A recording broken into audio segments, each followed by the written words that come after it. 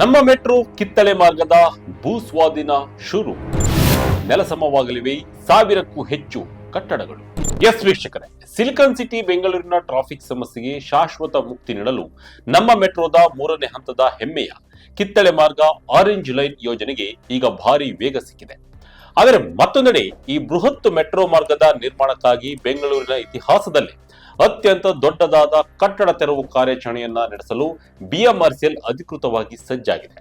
ಹೌದು ವೀಕ್ಷಕರೇ, ನಮ್ಮ ಮೆಟ್ರೋದ ಮೂರನೇ ಹಂತದ ಹೊಸ ಕಿತ್ತಳೆ ಮಾರ್ಗ ನಿರ್ಮಾಣಕ್ಕಾಗಿ ಬೆಂಗಳೂರಿನಾದ್ಯಂತ ಬರೋಬ್ಬರಿ 1,000ಕ್ಕೂ ಅಧಿಕ ಅಂದರೆ ಒಟ್ಟು 1,087 ಕಟ್ಟಡಗಳನ್ನ ಸಂಪೂರ್ಣ ಅಥವಾ ಭಾಗಶಃ ನೆಲಸಮ ಮಾಡಲು ಬಿಎಂಆರ್ಸಿಎಲ್ ತೀರ್ಮಾನಿಸಿದೆ.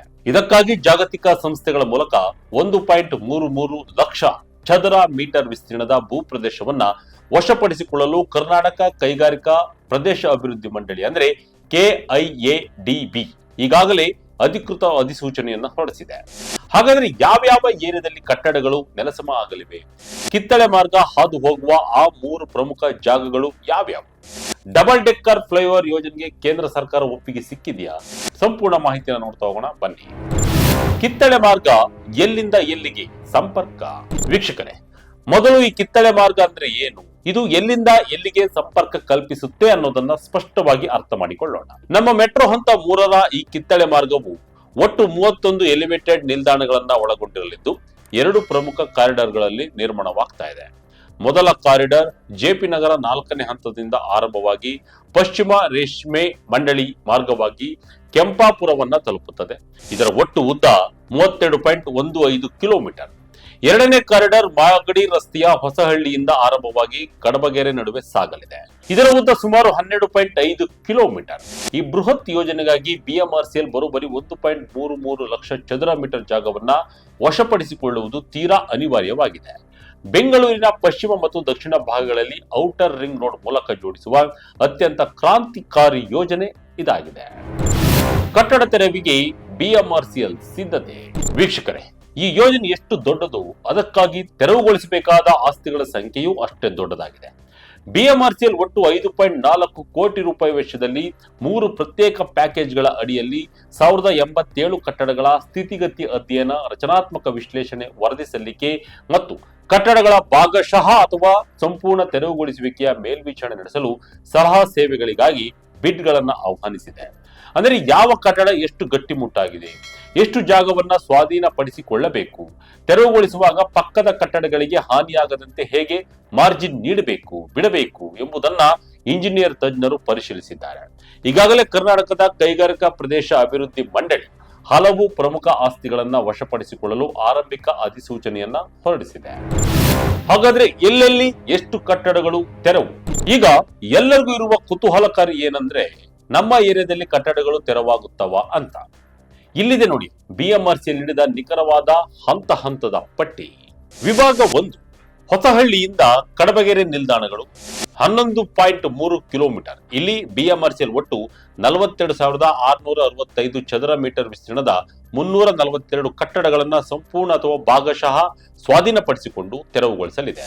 ಮೈಸೂರು ರಸ್ತೆ ನಿಲ್ದಾಣದಿಂದ ಕೊಟ್ಟಿಗೆಪಾಳ್ಯ ಜಂಕ್ಷನ್ 6.22 ಕಿಲೋಮೀಟರ್ ಮತ್ತು ಕೊಟ್ಟಿಗೆಪಾಳ್ಯದಿಂದ ಸುಂಕದಕಟ್ಟೆ ಡಿಪೋದವರೆಗೆ 1.64 ಕಿಲೋಮೀಟರ್. ಒಟ್ಟು 46,145 ಚದರ ಮೀಟರ್ ವ್ಯಾಪ್ತಿಯ 339 ಕಟ್ಟಡಗಳನ್ನ ಭೂಸ್ವಾಧೀನ ಮಾಡಿಕೊಳ್ಳಲಾಗ್ತಾ ಇದೆ. ವಿಭಾಗ 3 ಸುಮನಹಳ್ಳಿಯಿಂದ ಕೆಂಪಾಪುರ ನಿಲ್ದಾಣದವರೆಗೆ 13.17 ಕಿಲೋಮೀಟರ್. ಔಟ್ ರಿಂಗ್ ರೋಡ್ ನ ಸುಮನಹಳ್ಳಿ ನಿಲ್ದಾಣದಿಂದ ಕೆಂಪಾಪುರದವರೆಗೆ ಬರುವ ಒಟ್ಟು 45,142 ಚದರ ಮೀಟರ್ ವಿಸ್ತೀರ್ಣದ 406 ಕಟ್ಟಡಗಳನ್ನ ನೆಲಸಮಗೊಳಿಸಲು ಗುರುತಿಸಲಾಗಿದೆ. ಅಂದರೆ ಒಟ್ಟಾರೆಯಾಗಿ 1000ಕ್ಕೂ ಹೆಚ್ಚು ಅಧಿಕ ಆಸ್ತಿ ಮಾಲೀಕರಿಗೆ ಬಿಎಂಆರ್ಸಿಎಲ್ ಕಡೆಯಿಂದ ನೋಟಿಸ್ ನೀಡುವ ಮತ್ತು ಪರಿಹಾರ ವಿತರಿಸುವ ಪ್ರಕ್ರಿಯೆ ಚುರುಕುಗೊಂಡಿದೆ. 9,692 ಕೋಟಿ ಮೌಲ್ಯದ ಡಬಲ್ ಡೆಕ್ಕರ್ ಫ್ಲೈಓವರ್. ವೀಕ್ಷಕರೇ, ವಾಸ್ತವವಾಗಿ ಈ ಯೋಜನೆ ಕಳೆದ ಜನವರಿಯಲ್ಲೇ ಟೆಂಡರ್ ಹಂತಕ್ಕೆ ತಲುಪಿತ್ತು. ಆದರೆ ಮಧ್ಯದಲ್ಲೇ ಒಂದು ದೊಡ್ಡ ಟ್ವಿಸ್ಟ್ ಕೂಡ ಸಿಕ್ಕಿತ್ತು. ರಾಜ್ಯ ಸರ್ಕಾರವು ಈ 37.12 ಕಿಲೋಮೀಟರ್ ಹಂತ 3 ಮಾರ್ಗದುದ್ದಕ್ಕೂ ಬರೋಬ್ಬರಿ 9,692.33 ಕೋಟಿ ರೂಪಾಯಿ ವೆಚ್ಚದಲ್ಲಿ ಡಬಲ್ ಡೆಕ್ಕರ್ ಮೇಲ್ಸೇತುವೆ ಅಂದರೆ ಕೆಳಗೆ ರಸ್ತೆ ವಾಹನಗಳು, ಮಧ್ಯದಲ್ಲಿ ಫ್ಲೈಓವರ್ ಮೇಲೆ ಮೆಟ್ರೋ ರೈಲು ನಿರ್ಮಿಸಲು ಪ್ಲಾನ್ ಮಾಡಿತ್ತು. ಆದರೆ ಇದಕ್ಕೆ ಕೇಂದ್ರ ವಸತಿ ಮತ್ತು ನಗರ ವ್ಯವಹಾರಗಳ ಸಚಿವಾಲಯ ಆಕ್ಷೇಪವನ್ನು ವ್ಯಕ್ತಪಡಿಸಿತ್ತು. ಇದರಿಂದ ಯೋಜನೆಯ ವೆಚ್ಚ ಹೆಚ್ಚಾಗುತ್ತದೆ ಮತ್ತು ಆರ್ಥಿಕವಾಗಿ ಲಾಭ ಕಡಿಮೆ ಆಗುತ್ತದೆ ಎಂಬುದು ಕೇಂದ್ರದ ಕಳವಳವಾಗಿತ್ತು.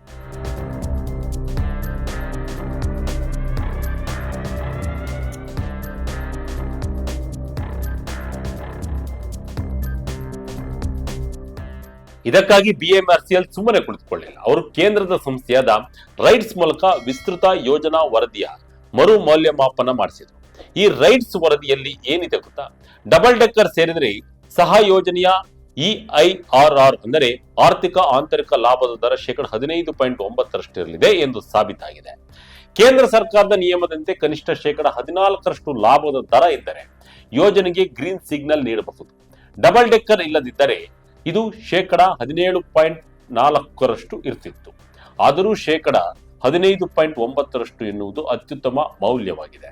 ಹೀಗಾಗಿ ಕೇಂದ್ರ ಸರ್ಕಾರ ಶೀಘ್ರದಲ್ಲೇ ಈ ಡಬಲ್ ಡೆಕ್ಕರ್ ಯೋಜನೆಗೆ ಅಂತಿಮ ಒಪ್ಪಿಗೆ ನೀಡುವ ನಿರೀಕ್ಷೆ ಇದೆ. ಅದಕ್ಕಾಗಿಯೇ ಬಿಎಂಆರ್ಸಿಎಲ್ ಈಗಿನಿಂದಲೇ ಭೂಸ್ವಾಧೀನದ ಪೂರ್ವಭಾವಿ ಕೆಲಸಗಳನ್ನ ಯುದ್ಧೋಪಪಾದಿಯಲ್ಲಿ ಕೈಗೆತ್ತಿಕೊಂಡಿದೆ. ಯೋಜನೆಯಿಂದ ನಗರಕ್ಕೇನು ಲಾಭ? ವೀಕ್ಷಕರೇ, ಒಮ್ಮೆ ಯೋಚಿಸಿ ನೋಡಿ. ಈ ಕಿತ್ತಳೆ ಮಾರ್ಗ ಪೂರ್ಣಗೊಂಡರೆ ಬೆಂಗಳೂರಿನ ಸಾರಿಗೆ ವ್ಯವಸ್ಥೆ ಸಂಪೂರ್ಣವಾಗಿ ಬದಲಾಗಲಿದೆ. ಟ್ರಾಫಿಕ್ ಮುಕ್ತಿಯೂ ಹೌದು.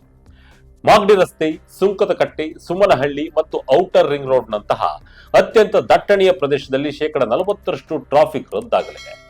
South to north connectivity JP ನಗರದಲ್ಲಿರುವವರು ನೇರವಾಗಿ ಹೆಬ್ಬಾಳ, ಕೆಂಪಾಪುರ ಅಥವಾ ಕೆಂಪೇಗೌಡ ಅಂತಾರಾಷ್ಟ್ರೀಯ ವಿಮಾನ ನಿಲ್ದಾಣದ ಮಾರ್ಗಕ್ಕೆ ಸುಲಭವಾಗಿ ಕನೆಕ್ಟ್ ಆಗಬಹುದು. ಸರ್ಕಾರದ ಈ ಮೂಲಸೌಕರ್ಯ ಕ್ರಾಂತಿ ಮುಂಬರುವ ದಿನಗಳಲ್ಲಿ ಸಾರ್ವಜನಿಕರಿಗೆ ಮತ್ತು ಉದ್ಯಮಿಗಳಿಗೆ ದೊಡ್ಡ ಮಟ್ಟದ ಅನುಕೂಲವನ್ನ ಮಾಡಿಕೊಡಲಿದೆ.